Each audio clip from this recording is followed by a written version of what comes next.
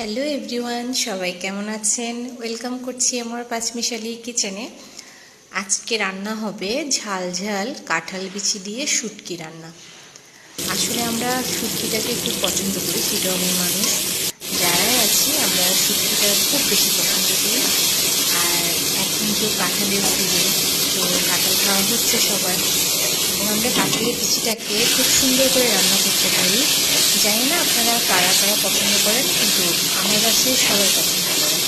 তো আমি প্রথমে কাঁঠালের বিচিটাকে ছুলে পরিষ্কার করে সেদ্ধ করে একদম পরিষ্কার করে সুন্দর করে রেখে দিয়েছি আলাদা করে। পরে আমি মশলাটাকে কষিয়ে ভালো করে শুটকিটাকে দিয়ে তারপরে কাঁঠালের বিচিটা টমেটো দিয়ে রান্না করেছি।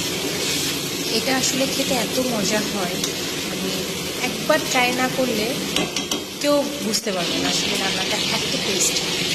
তারপরে এটার মধ্যে আমি একটু এখনকার যে ধনে পাতাটা পাওয়া যায়, একটু বেশি করে ধনে পাতাটা দিয়ে আরও বেশি খেতে ভালো লাগে। তো গরম গরম ভাতের সাথে খুব ভালো খেতে, একবার ট্রাই করে দেখবেন কেমন লাগলো রান্না।